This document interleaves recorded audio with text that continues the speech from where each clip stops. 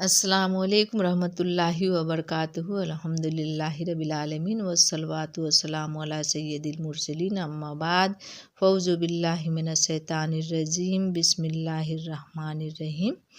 شروع کرتی ہوں اللہ کے نام سے جو بہت بڑا نیک نہایت رحمت والا ہے۔ میں آج آپ کو ایک حمد سنانے جا رہی ہوں۔ بسم اللہ الرحمن الرحیم۔ خدائے تعالیٰ ایسا شان اور حکیم ہے کہ اس کی حکمتوں کو نہ کوئی زبان بیان کر سکے، نہ کوئی قلم لکھ سکے، اور نہ کوئی عقل پوری طور پر سمجھ سکے۔ دنیا میں جتنی چیزیں ہیں، خواہ ہمیں نظر آتی ہے خواہ نہیں، پہلے ان میں سے ایک بھی نہ تھی۔ نہ کوئی آدمی تھا، نہ جانور، نہ زمین تھی، نہ آسمان، نہ دنیا تھی، نہ دنیا کی چیزیں، صرف وہی ایک پاک خدا تھا۔ اس نے اپنے کامل حکمت سے آسمان و زمین کو پیدا کیا۔ آسمان پر چاند، سورج اور ستارے بنائے، زمین پر پہاڑ کھڑے کیے، دریا بہائے، درخت اگائے، سبزے سبزے گھاس کے فرش بچھائے، اور ان سے فائدہ اٹھانے کو چیونٹی سے لے کر پشو سے لے کر 70 مرغ تک ہزاروں جانور پیدا کیے، جن میں سب سے افضل انسان ہے۔ اللہ اکبر۔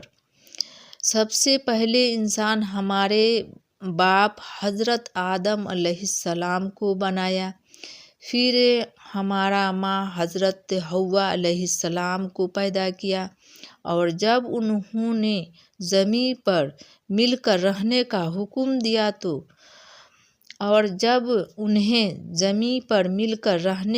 حکم دیا تو یہ بھی سمجھا دیا کہ تم دونوں اپنے اولاد سمیت دنیا میں رہو سہو، مگر میرے زندگی میں غفلت نہ کرو، کسی کو میرا شریک نہ بناؤ، میرے سوا کسی کو اپنا مالک نہ سمجھو، جو حکم دوں اسے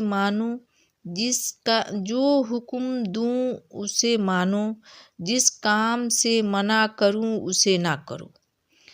جب حضرت آدم علیہ السلام کی اولاد بہت بڑھ گئی تو زمین کے مختلف حصوں میں جا بسی۔ یہ لوگ زمین پر جا بجا پھیل گئے تھے۔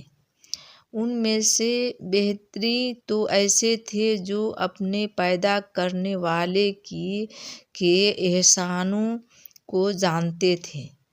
اس نے جو احکام حضرت آدم علیہ السلام کو دیے تھے انہیں مانتے تھے، مگر کچھ ایسے بھی نکلے جنہوں نے اپنے حقیقی مالک کو بھلا دیا، اس کی پرستی سے منہ موڑا، اس کے حکموں کو نہ مانا، اور اپنے ہوش و حواس کو پورا کرنے کی دھن میں لگے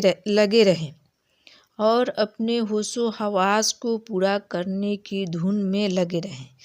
اللہ اکبر۔ دنیا میں جب کبھی خدا کے ایسے نافرمان بہت بڑھ گئے، تب اللہ تعالیٰ نے اپنے مہربانی سے ان کی ہدایت کے لیے اپنے خاص بندوں کو پیدا کیا، تاکہ وہ ان کو اللہ تعالیٰ کی مہربانیاں بتائیں، ان کی خوشنودی حاصل کرنے کا طریقہ بتائیں، اس کے عذاب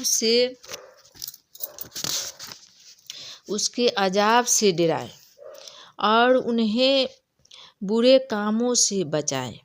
خدائے تعالیٰ کے خاص بندے ان کو سمجھاتے تھے کہ تمہارا اصلی اور حقیقی مالک وہی ہے جس نے تم کو پیدا کیا، وہی تمہیں روز کھانے کو دیتا ہے اور بخشتا ہے، بیمار کر کے وہی تندرست کرتا ہے۔ اسی نے رات اور دن بنائی ہے کہ رات کے وقت آرام کرتے ہو، دن کو محنت مزدوری کر کے روزی کماتے ہو، وہی مالک جب چاہتا ہے تمہیں مار دیتا ہے، جب تک اس کی مرضی ہوتی ہے تم زندہ رہتے ہو۔ بس جس پاک ذات کی یہ عظمت اور یہ شان ہے، واجب ہے کہ تم اس کے حکموں کو مانو، اس کی عبادت کرو، اور جن کاموں سے وہ منع کرتا ہے ان سے باز رہو، اور جن کے کرنے کا حکم دیتا ہے انہیں کرو۔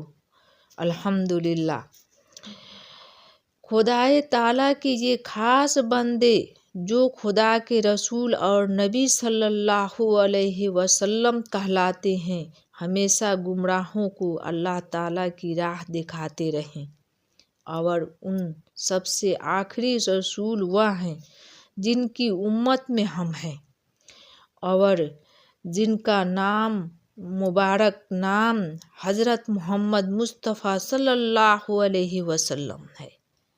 الحمدللہ، آپ کا کچھ حال تو